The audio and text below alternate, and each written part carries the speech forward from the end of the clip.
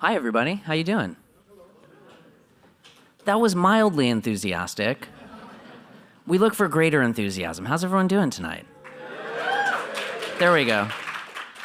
I just like to hear people yell in a library. Thank you very much for being here. My name is Aidan Flex Clark. I'm part of the team that brings you live from NYPL. So I'm glad you are all with us tonight. The filmmaker Clint Bentley is joining us this evening. He's the co-screenwriter and director of a new movie called Train Dreams, which is in theaters now and will be streaming on Netflix starting on November 21st, which is a week from Friday.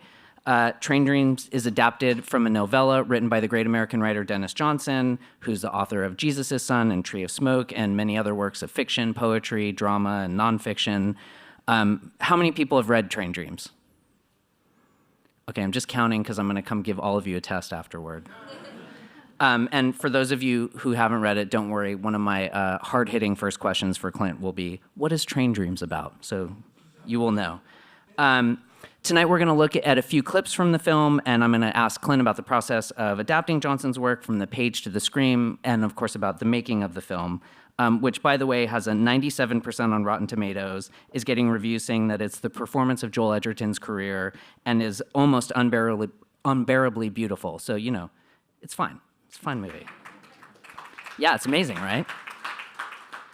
At the end of the conversation, if you have questions for Clint, you hopefully received a note card when you walked in. You can write your questions down on those note cards, and someone will bring them up to me. And if you're watching, oh wait, I was about to say if you're watching online, but we are not live streaming, so never mind. So if you're eager to read Train Dreams after this, of course, everyone has a library card? Yes, everyone?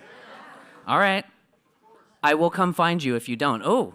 Down in the front, I want visible evidence from everyone else. I like this as a great development. You can check out Train Dreams and all of Denis Johnson's work with your library card. I will return my electronic copy of it right after this conversation, so it's available for you. Live from NYPL is made possible by the continuing generosity of Celeste Bartos, Manaz Ispahani Bartos, and Adam Bartos, and of course by all of you. Thank you very much for your support. Thank you for being here, and let's please give it up for Clint Bentley.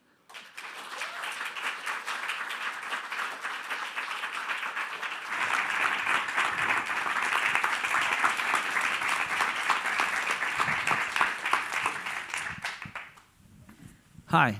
Long time no see. I know. We were talking in the green room. That's where that joke came from. We did the interview back there, so we're just going to sit here in silence. Is that cool? All right, I guess not. Thank you for being here. Congratulations on this incredible film and all of the reception. How's it feeling so far?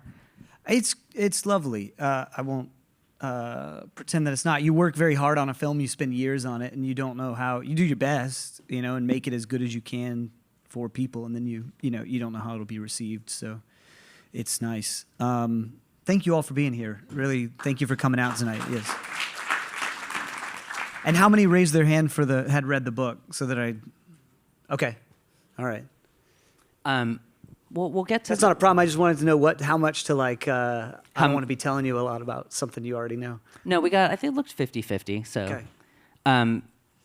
Let's start with Denis Johnson, who I gather you are a huge fan of. And how did you first come to his writing? Was it Jesus' Son, Tree of Smoke? What was the first thing you read? It was actually this book, oddly enough, and that wasn't. That was just because, like, I think that was 2014 or something, and I just come out of school not long around that time or something around there, and it was just one of the books to read that year. It was, finalist for the Pulitzer and everything.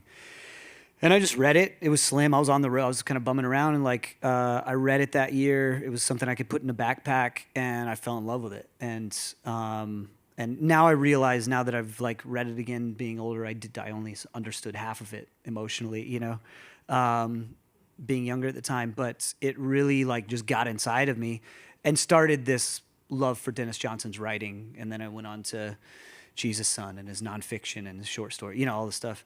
But I didn't think about it as a film. It's a very the book's it's stream of consciousness. It's all over the place. It's a very strange book. And also just thinking about, if you were to think about a production, think about an easy book to adapt, it wouldn't be that one, And so I didn't think about it that way. And I went on to start making films, and I made a film called Jockey that went to Sundance and premiered there. Thank you very much. It's my Uncle Rick. He's the one who saw it. Meanwhile, there were some producers, one named Marissa McMahon who lives here in town, and she and her team had, they had licensed the rights to the book and were trying to find filmmakers for it. And I'm happy to say that quite a few filmmakers had passed on it for one reason or another, and then it came down to me. And I read it again, thinking about it as a movie, and it just like came alive for me. And I was like, oh, I hope I can do this. This is not only it felt like a big gargantuan task, but it also just felt so exciting to be like to have this playground, and it felt so resonant to everything going on today, even though it was about this guy who's a logger in the early part of the 20th century. So maybe let's go there. Can you tell folks, what the book and the film are about in great detail, word for word? Yes. I don't have a lot of questions, so I just great. So I'll I'll take 20 minutes on this one. All right, tuck in, everybody. It is, on the surface, the book's only 116 pages. It's a novella. It's very brief. The fiction is very spare, and yet you feel this whole life of this man named Robert Grainier, who is a logger and an itinerant laborer who lives in the Pacific Northwest, panhandle of Idaho, and Washington State, in the first part of the 20th century. Like, he's born in the 1890s when people are still, like, the railroad system is still being built, and he dies in, like, 1968. And so sees this great change over the course of his life. And he just leads a very simple life. There's a line that's in the book that's also in the movie, not to spoil anything because it's hard to spoil it, but like that I won't spoil it actually, but he died without leaving much behind is the point of it. He's like, it's what struck me about the book, that like this was a story about somebody who is just like, if you're passing a construction site, it's not the guy with his name on the side of the building of like so-and-so construction company. It's just one of the people up there who's helping build the building, or one of the people helping lay the road, who you don't think about often. And yet it was a eulogy for that person. And that's what I wanted to bring. That was a big part of what I wanted to bring into the film, is tell this story of this person who nobody's going to build a monument for him, or nobody's, he wouldn't even probably make the local paper when he passed away. And yet show how rich and beautiful and deep his life was. I feel like I read in some interviews that some of the other folks who worked on the film had also looked into optioning it. It felt like a lot of people who worked on it were swarming around this book. Was that just a coincidence that they ended up on the film, or? Complete coincidence. It was amazing. Joel Edgerton, who stars in the movie. He had been given it. He made a film called Boy Erased that he wrote and directed. As a wrap gift from somebody on set, they had given him the book as a gift. And he read it, fell in love with it, wanted to make it, and inquired about the rights, and they were taken. And he just kind of left it at that, and didn't go any deeper into it. That was years before we ever met.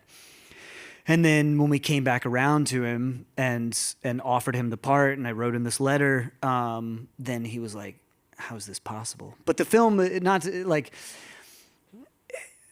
filmmaking such like a kind of fool's errand as it is, even on an easy one, that you start to look for signs anywhere you can. But there were so many things like that were just like very like special kismet things that it felt like the film was just bringing, including the fact that like it went so long without being made until it finally got to me, that I feel very lucky about. But there were just so many things that it felt like the film was like bringing in what it needed in a way.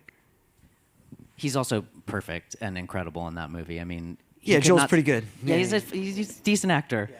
I mean, the things he says just with his eyes, without saying a word, is pretty mind blowing. He's amazing, and it's one of those performances that you almost like.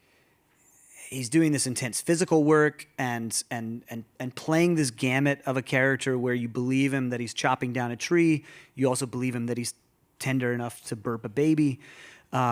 He's he's doing this very intent, like very specific accent, while also playing a man of few words. Like we really dug into like trying to represent a certain type of man that like reminded me of my father or grandfather, who like doesn't say very much, but they've got a deep well of emotion running through them, even though they don't quite have the vocabulary for how to express that.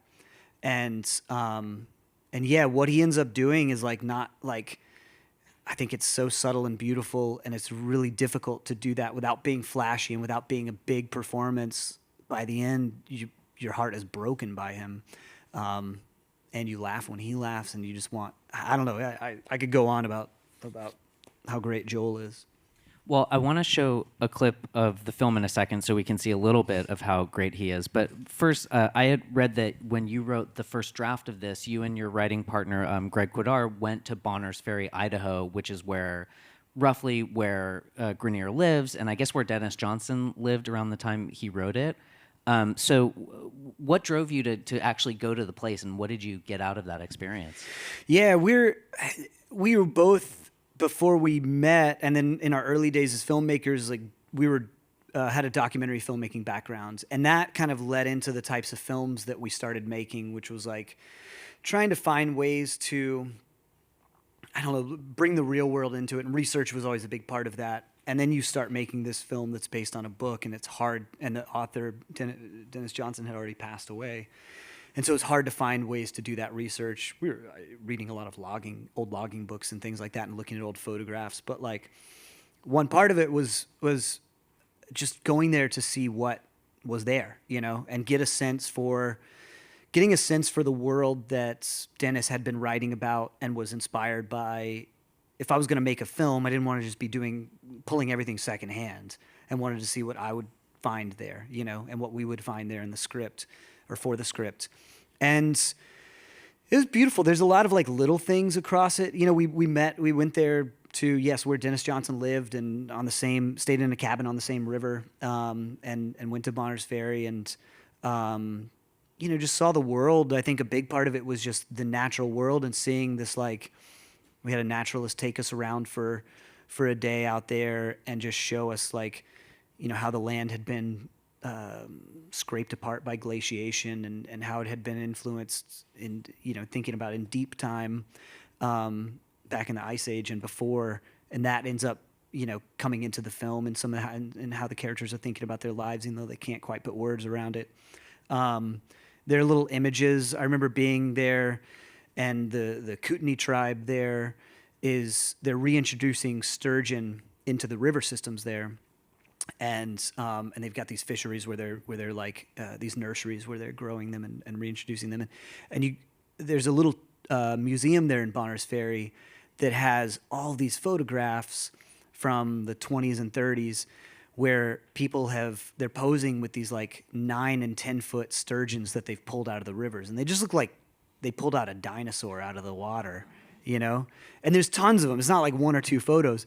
But those fish are all gone now, right? Because they've been all pulled out and killed. And so that's an image that's like in the movie in the early part when it's like setting. I don't know if that's one of the clips we're gonna watch. I can't remember, but in the early part where it's like setting up his life, that's one of the images to just give a sense of like, this is the world that this kid was born into and is kind of trying to make sense of in the early days.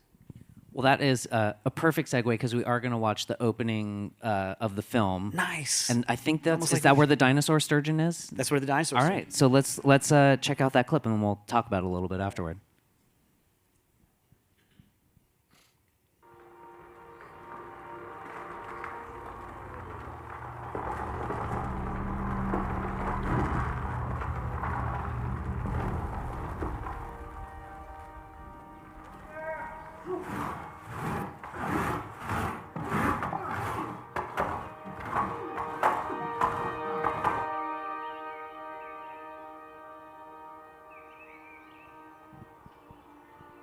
His name was Robert Grainier, and he lived more than 80 years in and around the town of Bonners Ferry, Idaho. In his time, he traveled west to within a few dozen miles of the Pacific, though he'd never seen the ocean itself, and as far east as the town of Libby, 40 miles inside Montana. When he was sent by himself to the town of Fry, Idaho, he was 6 or possibly 7. He never knew for sure the year or day of his birth.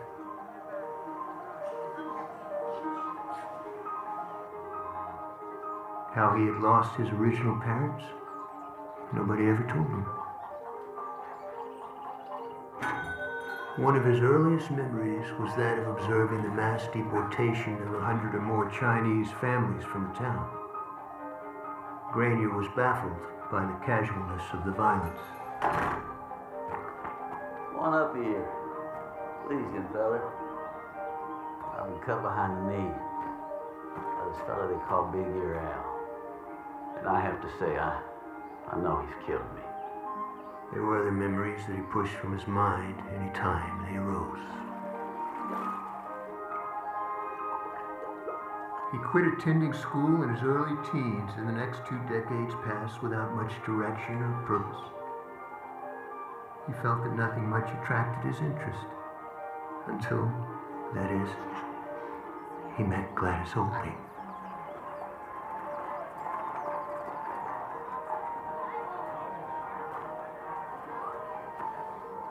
Gladys introduced herself as if women did things like that every day.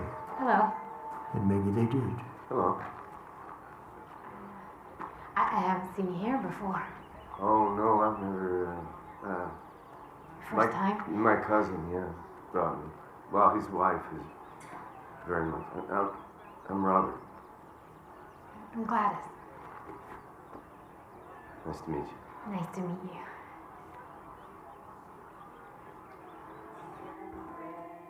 He found he suddenly had more interest in church than he ever had before.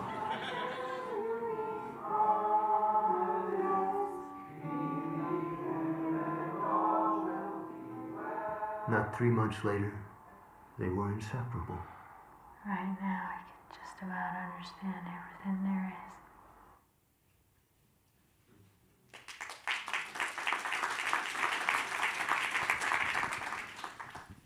is. That clip establishes how beautiful this film is, also some of the acting, and so many themes, you know, isolation, change, the work that he does. It also points toward a process question that I wanted to ask you about, which is that it's a significantly different opening than the book. And I have to imagine this is one of those like tentpole things that maybe one wrestles with when adapting a book to a screenplay. So I guess, A, I'm curious if it was an issue that you wrestled with, or if you kind of knew right off the bat we have to change the opening, and how you decided to change it. What went into the process of making that change? Yeah, I didn't, for better or for worse, early on, and I thought about this a lot from like thinking about maybe one day doing an adaptation and looking at like what I thought worked and what I thought didn't about film adaptations. And I was like, I gave myself permission to change whatever needed to be changed to translate it into a new medium, while also feeling like, knowing that I had to stick to the spirit of the book, you know, and couldn't betray that.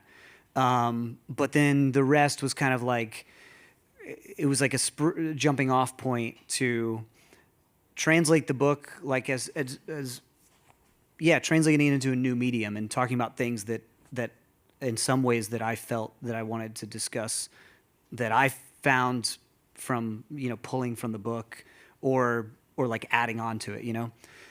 But with something like that, the opening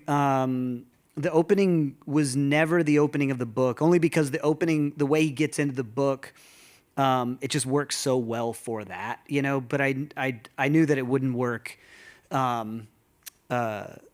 There's a plot point that I don't want to give away that opens up the book in the first page, and it just like throws you right in as if like you're coming in the middle of somebody's story, you know, like a story that somebody else is telling. I knew that wouldn't work, and I knew I needed to get us in. But this is actually not the opening that was scripted. There was another opening that was scripted where he was like an old man dying, very, very old, dying in his cabin, and this is like, here's going to tell about his life, and then it went into it. And it was always fine, but it was never like that. that feels kind of magical. And we really just like, we edited the rest of the film and then came back finally kind of at the tail end of the process, and found that opening there, that I'm much more proud of. The ending, though, it just very briefly is like that was actually like the ending of the book is so phenomenal that I was like, that's the ending of the movie. And that was scripted as the ending. And then, but it's also not the ending. So you shot the one that you wrote where he's an old man. And Yeah, totally.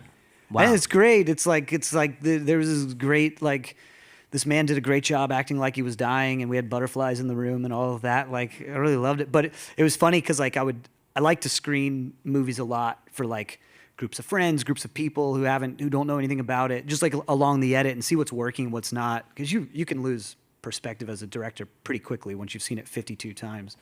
And it was funny with the opening where it was still like Gladys and Grainier met pretty quickly. They met within like, 2 minutes of the opening, and people would be like, it's a pretty long opening. It didn't really work until they met. And I was like, how long do you think it is? And they're like, I don't know, 5 or 10 minutes. I was like, oh no, this is not good. So yeah, we found this one, but yeah. I think it works fantastically. And it gets at something you were telling me about backstage, which is that the way you think about screenwriting isn't that you put it on the page and then shoot it, but that you are writing up until the last minute, it sounds like. Is that? Yeah, as long as I can. And with this one having voiceover in it, we recorded the voiceover like a week before we took it to Sundance. And that was like our editor is an amazing editor named Parker Laramie, and he also edited Jockey with me. And he did the temp VO, just like recorded it and laid it down. And I thought he had such a nice like sound to his voice that was kind of like, didn't help us attach too much to anything to where we would get like fall in love with that and not be able to find an actor. But I think he regretted it halfway on as we were like kept changing the VO. But yeah, I see the screenwriting process is, it's funny with screenwriting because you work very hard on a script, but it's not a finished form. It's not a finished art form in the way that a painting is done or a film is done or a novel is done. A screenplay is a blueprint for what you're going to do. And then I do a lot of rewriting on set as we're going along, based on what's being found. And then the edit, like the opening was kind of made with all this footage we had shot for some other things. And there's a brief preamble before that part that kind of pulls us into the movie. And there was just like other footage we had gotten along the way. And so I see that editing as like the final rewrite to like lock in what the thing is. Because it's a weird thing where like, even now I've worked on it for years and I'm like hearing people talk about it. And I'm like, I didn't know that was in there. Like, I don't know, it's hard to understand it really, When you're constantly revising like that, once you're done, are you able to let it go? Or are you like watching that clip right now and being like, oh, I should have, trimmed this? Yeah, I don't watch it very much because I look at that and I'm like, we could have got out of that scene a little bit quicker. Or that shot, like, So you mentioned the narrator, which seemed like another Denis Johnson coincidence. The narrator is Will Patton, who people might know, I guess, from Yellowstone. I saw he's in, which I haven't seen, but in a million things, Will Patton, who knew Denis Johnson and did the audiobook for Train Dreams and had a relationship with him, right? I was very close to them. They were very close friends, and he did quite a few of his books, including Train Dreams. And he just got the most spectacular voice, as you can hear there. And I remember when Greg and I were up there in Idaho writing, I'd read the book like 3 or 4 times by then, trying to get underneath it. And then we were driving around, you drive like an hour from like here to here to go meet some logger. And we were just listening to the book as we were driving, and I felt like I'd never read the book before. It was so strange. He was like, felt like he was uncovering things in the way that he read it. It's also a very magical, strange book in that way. And yeah, he was actually, he let me know early on that he like wanted to be the narrator of the movie. And I was very, very happy that he wanted to. I think he was perfect for it. Yeah, he's amazing. So that was less of a coincidence than the Joel Edgerton Train Dreams coincidence, it sounds like. Yeah, I at least knew that Will Patton was, because I knew about the book, and then I didn't know they were his close friends, but they were very close along through his life. Was he hard on you as you were adapting this book and changing it? Not at all. He was very, very, as was Cindy, Dennis's wife, because a lot of this is wrapped up for her in her life. But Will was very, very kind and very generous, and there were some really special moments as he was like very emotional at times reading these words and thinking about his friend and all of that. So you were in contact with Denis Johnson's widow as well, Cindy. I didn't realize that. So was that part of the process all throughout, or kind of you had to get a blessing early on? How did that piece work? No, I mean, the way that it works with film rights and stuff is you don't have to do anything. It's all kind of sewn up with lawyers, but I wanted her to be a part of it if she wanted to. I don't know if it's the only book, but it's the first book that he dedicated to her. The opening says "For Cindy Lee Forever." And so it would feel wrong not to reach out to her and say, hey, here's the thing. Here's the script. If you don't want to be a part of this, totally don't even respond to the email. I won't get my feelings hurt. But if you do want to be a part of this, you're welcome to. And she gave the blessing, but then was like, you do your thing. I'm not here to give you notes or anything like that. And then she's actually in the film we've got her as a little cameo in the end of the film in a little moment. That's amazing. I had no idea. So I want to ask you about something you said earlier, which is about staying true to the spirit of the book, which for my money, I think you really achieved. But talk about what the spirit of the book is for you. How would you describe that? 5 words or less. I have no idea. It's hard to articulate. I think there's part of it is the spirit of Grainier is the spirit of the book in a way where he's a very simple guy and a very sweet man and a very honest person, but also somebody who is kind of just blown about by the winds of history. And if I suddenly made him a striving guy and he wants to start a railroad company and all of this, that would betray the spirit of him, right? Or if I suddenly, there's something strange about this book, and also that it doesn't, as all great art does, it doesn't give easy answers to some of these things. And if I suddenly started by the end, wrapped it up with a neat bow and said, here's what it's all about, that would, I think, betray it. So I don't know. It's hard to articulate, I think, to be honest, but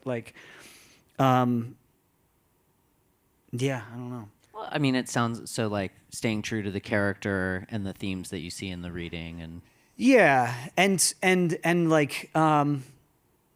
the themes, as I see them and as I felt them, and then also I think general characters throughout, not having characters do completely opposite things, even though giving myself freedom to add scenes or not include something, but also not have something happen completely opposite of how it happens in the book, Well, yet again, you have provided the perfect segue to the next clip, which I believe for those who are pulling it up is Fireside Chat, but this gets into some characters and how they're the same and different from the book. So I think that'll be a good next place to go if we can pull up Fireside Chat.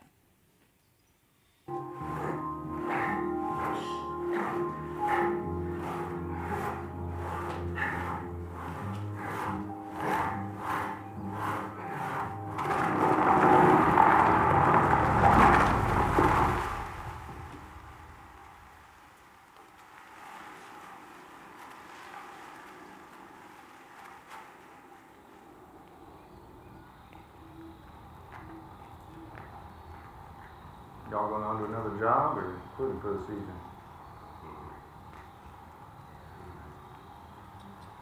I can't decide. I'm never happy when the job ends for some reason. I just feel itchy inside.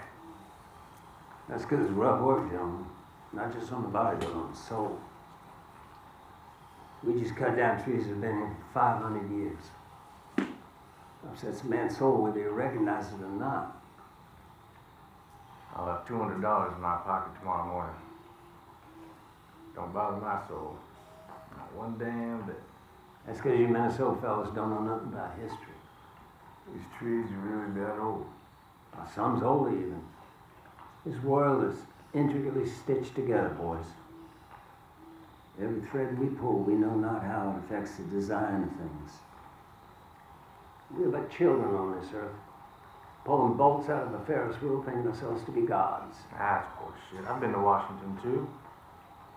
Cut all up through Canada and back down again. There's enough logs for us to cut for 1,000 years. And then when the last one's cut, well, first one will be growed up as big as anything around today. I remember thinking the same thing when I was a young man. The same thing.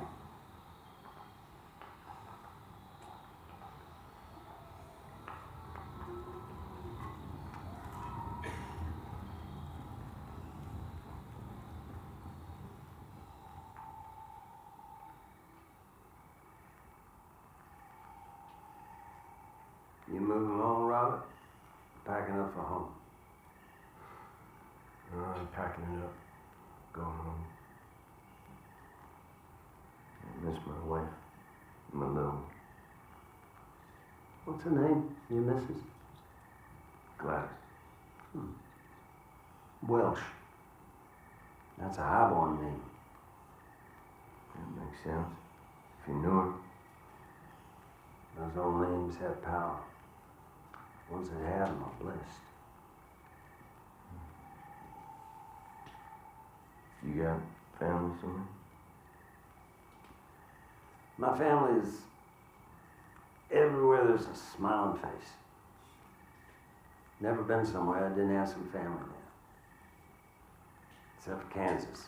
That state is a collection of savage lunatics.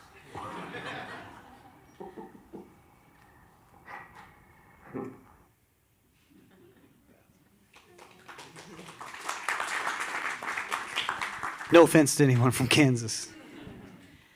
So that was, of course, the incredible William H. Macy playing a character named Arn Peebles, which is in the annals of names really high up there.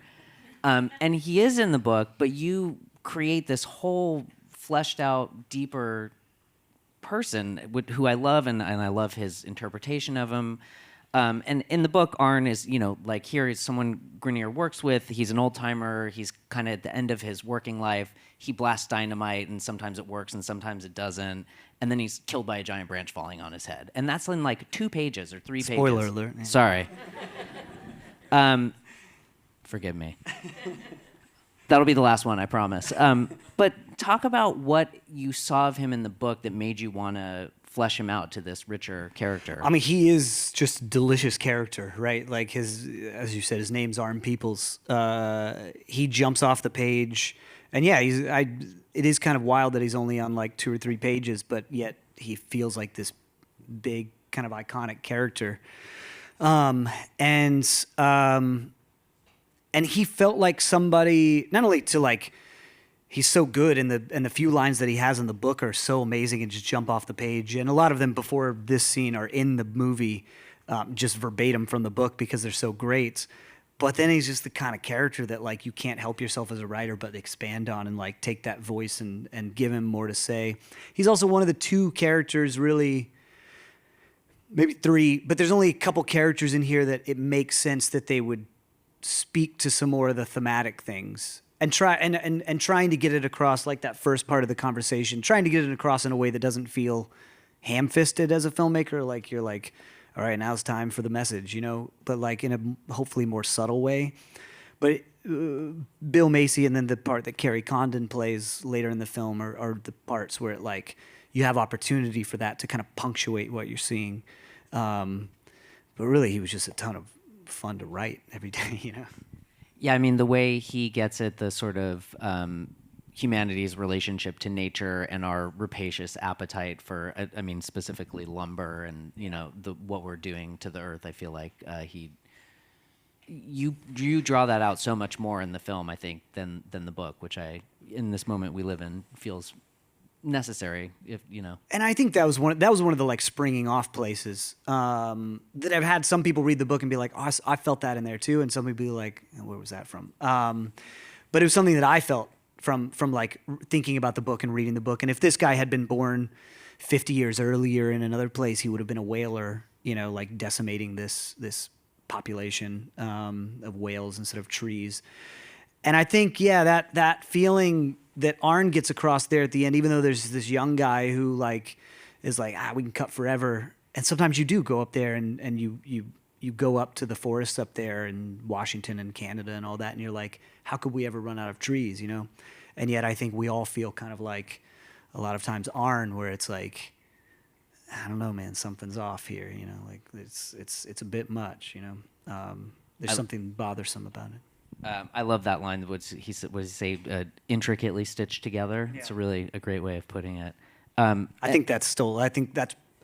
I couldn't say where, but I think that's probably stolen from some Cormac McCarthy that I read at some point. I'm gonna give you the credit. I imagine we might be around similar ages. For me, seeing William H. Macy in Fargo was. Are you 62 as well? I am 62 years old. We look great though, right?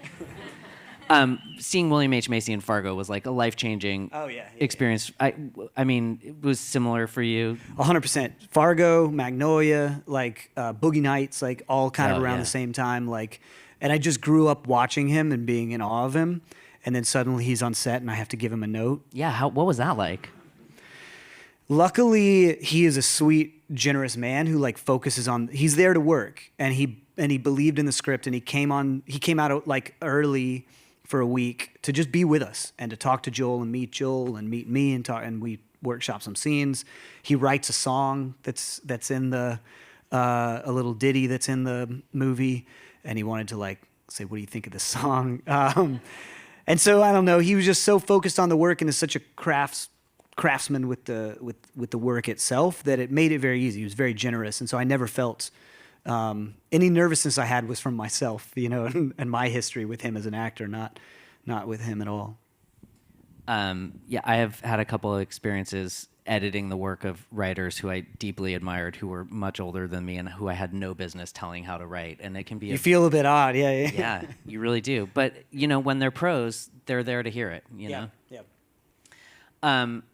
So there's this idea of, you know, the sort of environmental degradation that you pull out, but kind of ancillary to that is, you know, living through this era of massive technological progress and who gets left behind in that change. And obviously Grainier is, you know, one of these people who's getting left behind, which seems like a theme that has no relevance to our current moment at all. No, I can't think of anything that would... So why'd you put it in then?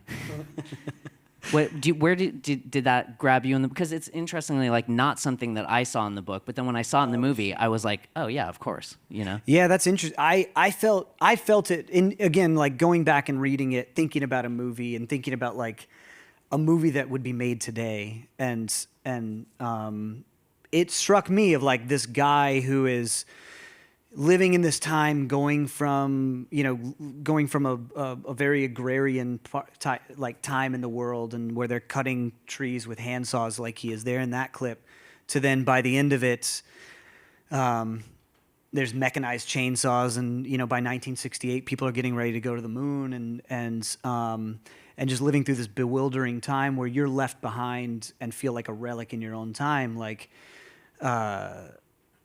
That spoke to me, and I feel like that. And we were just starting to have the conversation about AI at the time, like when we were writing this in 2021, when we started writing it.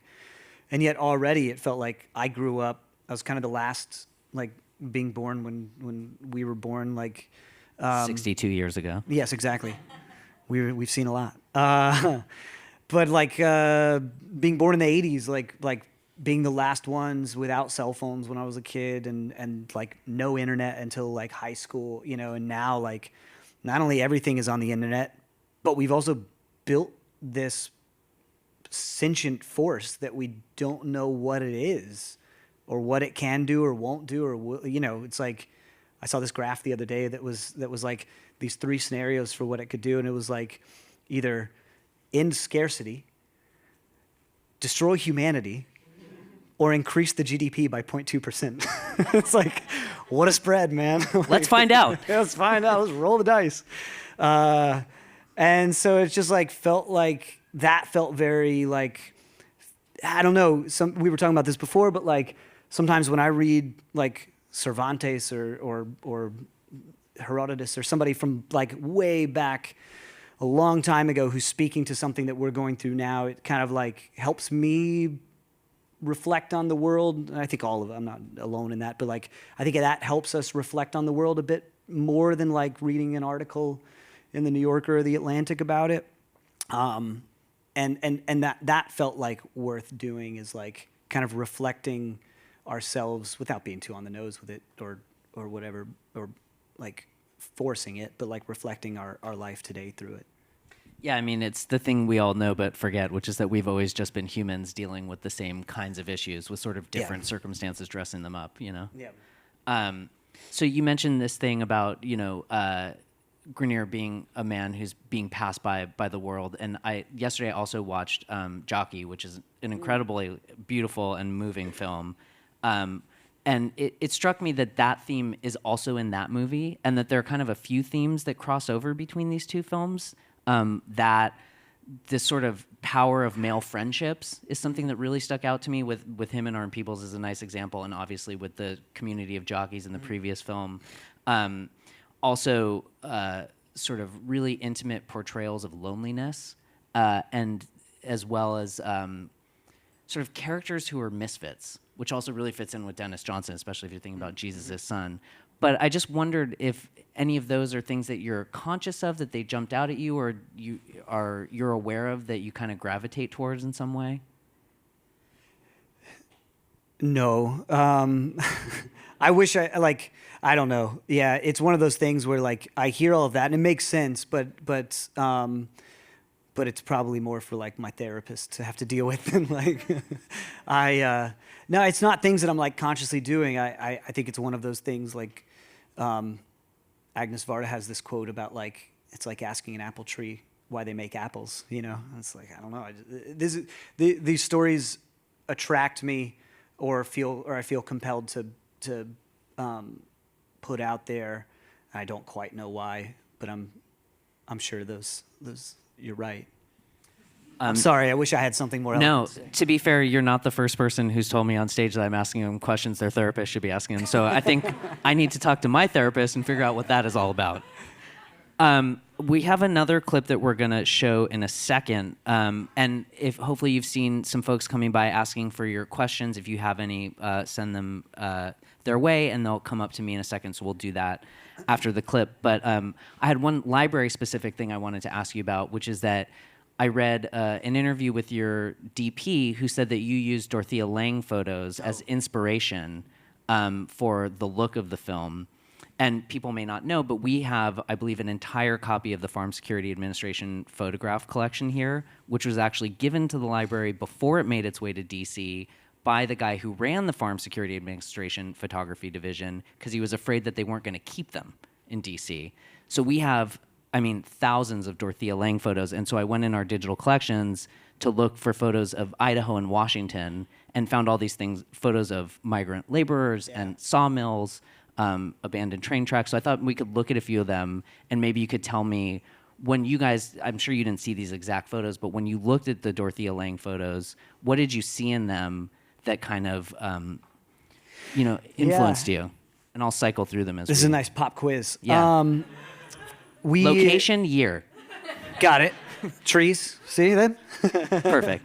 No, it's something interesting. I've never seen this one, but there is our DP Adolfo Veloso. He's Brazilian, now lives in Portugal, and I say all that because like he, it was an interesting thing to get this story feels so American, and yet he connected with this story of Robert Grainier so much, and like seeing it through his lens. And so like Dorothea Lange, I've obviously, like all of us, seen her photos, but had never seen these. Like I mostly saw the Dust Bowl stuff, and he brought in a lot of these. And like that first one was a good one that feels like that could be a frame in our movie, and I see why it attracted him. And there's some more, I don't know if you'll hit one of these or not, but like there's something about, we were trying to like show the work and show like some of this is like you can feel the decimation of the world, that they've clear cut this area. Totally. And yet also in that first one, there's just this lonely guy working there, you know? And there's something that's like the emptiness of the frame around him while he's kind of in his own little world. That was something that Adolfo and I talked a lot about. And there's some more like, he had pulled some crowd photos and she just like would take a photo of this crowd, but somehow the way that she does it, your eye goes to this one person. Everybody's facing kind of this other way, and one person's kind of like facing towards camera, looking down, and you just feel this like loneliness and loss of something. This is like we have a shot like this in the movie, which is like just these old overgrown railroad tracks. But I've never seen that. That's amazing, and that's actually there's a shot in the film that's in the trailer and the posters as well, which is like these boots nailed to a tree, and that comes from again just like one of these little bits of research of like reading books and seeing the photos. There's another photographer named Darius Kinsey who was like photographed a lot of the logging villages and people at the time, and I mean that's Grainier a bit older right there. Right? Doesn't that look like he could be his uncle or his... Yeah. Well, they would like the people would ride those logs down. He did actually. Adolfo pulled this photo. Really? Yeah. Yeah, she has all these great individual photos. I saw the group ones as well. I saw, but we didn't get any of those. But the faces that she captures. Yeah, and just like that, like you just feel the spirit of that guy. And there's an assuredness there. I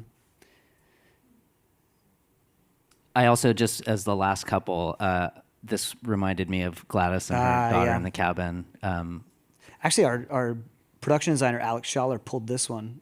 So I have seen that one before. Oh, cool. But yeah, I think part of that was just a big part of what we were trying to do was like make a film that's accessible to us and doesn't feel like so often in a period film, you feel like I feel like I'm watching a lot of times in a period film, like something that's like, something from another time, you know, and that's an obvious thing to say, but like something that doesn't feel accessible, and even in the color palette, it feels very like kind of washed out and brown and gray, and again going back to that thing of like, and something about these photos with like the woman with the child there, like that could be my wife and our kid, you know, you can feel the inner life of these people and that life is going on inside and outside the frame and beyond it once Dorothy walks away with her camera.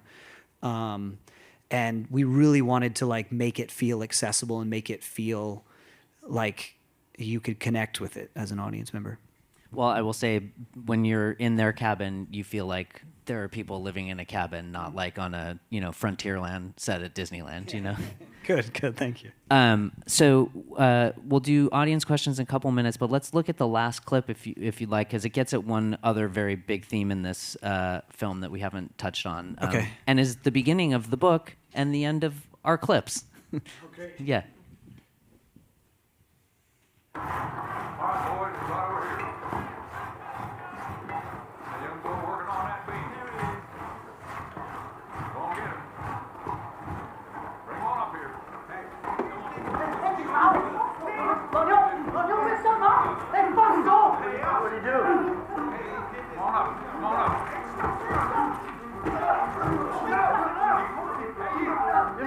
What's he doing?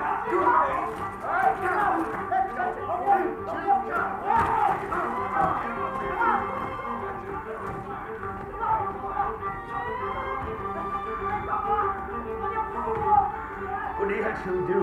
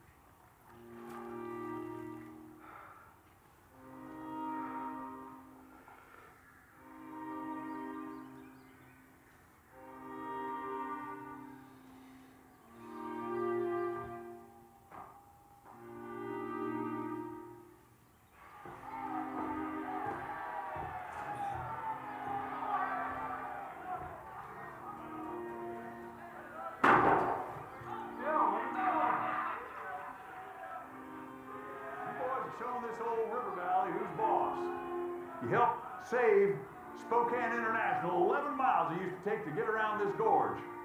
And you opened up a new part of the country. I know it ain't the Great Pyramids of Egypt, but I think you boys have done something pretty darn incredible. Many years later, a bridge made of concrete and steel would be built 10 miles upstream, rendering this one obsolete.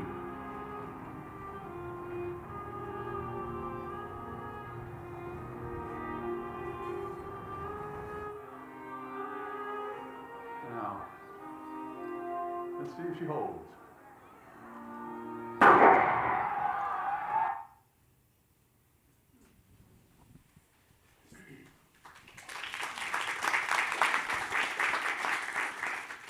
So maybe you can talk a little bit about that scene and how you see it as sort of shaping Grainier's character and his arc. Yeah, that one opens the book and kind of like colors a lot of his life. He encounters great tragedy later in the story, and this is something that like it haunts him because, as you can see there, he gets swept up in the moment a bit, not being completely confused about what's going on, and yet gets swept up in it with the others in a way that just haunts him the rest of his life. And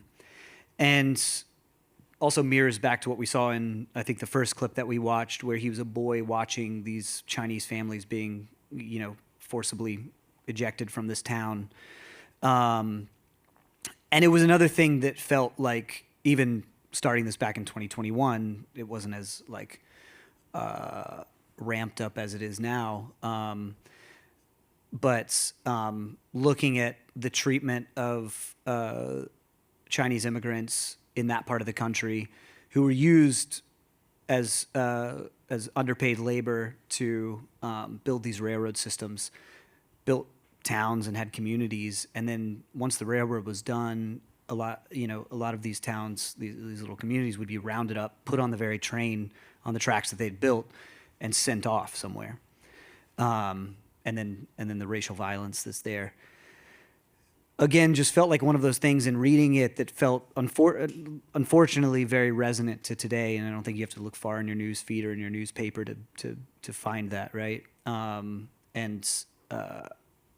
I don't know there's no like easy answer for. Well, there is an easy answer for how to get out of it, but it's a cycle that felt like we were still in it, Yeah, and I feel like it gets at the question that is in the book and in the film of, what are your sins and how do you pay for them? Do you pay for them in this life? Do you pay for them in the afterlife? With no answers, but. Yeah, again, hard things to answer. But if you figure it out, let me know. Well, here are some hard questions to answer from the audience. I know, these are always the toughest, actually. How many trees did you have to fell for that opening? That's a great question. Just one, it was a very like film student approach where we just bolted a camera to a tree and then it was cut down. But we wanted to be, it was something I learned off of Jockey as well, going into the world of horse racing and not wanting to participate in the same thing that I'm kind of criticizing with the film. And so there were like, I think 3 trees cut down in the film, and we shot them from different angles. But they were all in logging areas where trees were already being cut down. And we just went in and we're like, can you show us what trees you're going to cut down next week? And then let us film it, while it happens. Trying to, you've got to show, it's a logging movie, you've got to show logging, but trying to think about it in a responsible way. Denis Johnson jump cuts through emotion. Is that rhythm found in the edit, or is it built into the script and performance? Yes. It's one of those things that you like, and with this one especially, what we were talking about earlier, like it was in the script that like it would bounce around and he'd have dreams that he can't quite understand, or he would all of a sudden remember something from his past, and it would kind of like when you're on a train or something and you see something and you start daydreaming, and all of a sudden you're 2 stops down the subway and you look up and you're like, just kind of how thoughts and reveries like intrude on you on their own pace. but that was really a rhythm that was found in the edit and like trying different things and trying to find a editorial language that like felt of its own in those dreams. We didn't see any clips, so sorry, but also felt of a whole with the rest of the piece. So this is kind of a side question to that, but the book is written in a very spare style. It's sort of Denis Johnson's style overall. So that's something you tried to reflect in the film, both in the writing and the visuals, it's safe to say, but maybe can you talk about how you tried to reflect that? The thing I wanted to pull from the book and that I was inspired by was the brevity of it, and that, like, again, it's 116 or whatever pages, and yet you feel like you've experienced an entire life. And so the film's an hour 40, or hour 42, something like that, which is, today's standards, very, very brief.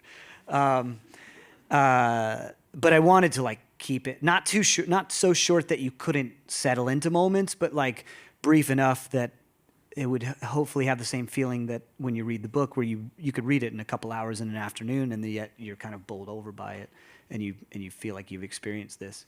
And then the imagery is sometimes spare because we didn't have very much money. You've only got so much money for extras in the background. This is a side note, but I always feel like novellas and short stories, that the movies are the equivalent of novellas and short stories and not novels. I agree with you. Yeah. It feels like there's just that this book is like the perfect length to be made into a movie, even covering the time it does. And even then, I couldn't fit everything into it, Right. Because there's so much, like, especially if you've got like, and there are exceptions to this rule, of course, but I think like a good example of that is like Lonesome Dove is a great adaptation, and it's a 4-part miniseries of that book, Right. Yeah, I, Claudius was not made in an hour and 40. Can you talk, we talked a little bit about this, but can you talk more about the pros and cons of using voiceover in film? I have to imagine that's another big choice you might make at the outset, is when you're adapting. Yeah, you don't want to be cheap about it. You don't want it to be this thing where you're like watching a character stand up and walk across the room, and then the narrator says, and then he walked across the room. And you don't want to over-explain things also. I really wanted a narrator, like, one part of it was like, again, going back to what was special about the book, part of that was Denis Johnson's voice. And he's got this like beautiful, sardonic way of talking at times, and writing at times. And just his ability to turn a phrase is so special that it felt like it would lose something without having that. And then I like these narrators like in Y Tu Mamá También or Jules and Jim that are just kind of like, they're telling you a story and they're kind of like on their own path with it. And sometimes they start talking about things where you're like, how does that connect with the story? I always wanted to do a narrator like that, that feels like his own character. There's, by the way, a great recording of Denis Johnson on an old Tin House podcast. Yeah, Have you it's heard? really good, yes. Yeah, Will Patton is great, but Denis Johnson also pretty great. He also, the funny thing about that is like, it's one of the first times he's reading like a early version of this book and a section of it, and he doesn't know how to pronounce Grainier. He does it a couple times, and he's like, I'm sorry, I don't actually know how to say this out loud. Yeah, I was actually going to ask you if you found out if he had ever figured it out, or if you just made a call on your own. And I made a call on my own, but then also like I realized after watching it that like even like it's done a couple of different. Even Will Patton like does it a couple different ways in the narration, and so it's not completely consistent. The only thing I found was like I went to UT Austin, the Harry Ransom Center has Denis Johnson's papers, and so I got a hold of those and got scans of those, all the notes from when he was writing this book, and in there's a little scrap of paper where he wrote on there Grainier, which is the Joel Edgerton his character's last name, and Denis Johnson wrote Grainier like Mount Rainier, which seems very clear, but then some people, you show that to some people and they're like, oh, Mount Rainier, and then some people are like, oh, Mount Rainier, and it's just like, it doesn't help at all. Okay, well, we're just about out of time, but I'll throw one last question at you, which is, what other work of Denis Johnson would you adapt if you could? That's a great question. I don't know. Like Tree of Smoke would make a great movie, but it's hard to like. It's probably to that mini. It's a big novel. It's probably a miniseries. Angels would be great, and I think more like straightforward. It's funny. Well, I'll leave it there. Yeah. Any votes in the audience for? Yeah, next one? anybody got any ideas? I don't have my next film yet, so somebody back there has one. Do you ever imagine trying short films based on Denis Johnson's poems? Oh, that's a great idea. If you couldn't hear, he asked if you've ever imagined adapting one of Johnson's poems into a film. I did read that when he was at the University of Iowa in the writing program there, he was the poet that everybody wanted to be, apparently. And you could see, you don't become Denis Johnson by accident, right? And but the way he wrote his poems was he would just write out these long paragraphs, and then he would just chop them up into, he'd start moving them around so that they became lines and stanzas, which I think is... That feels like a real middle finger to poetry, but... however you get it done, yeah. Clint, thank you very much. This is an incredible film. Go see it in the theater. Go watch it on Netflix. Thank you very much for coming. Thank you. Yeah, it's in theaters now. The Paris Theater has it. A couple other theaters in town have it if you'd like to see it. Thank you all.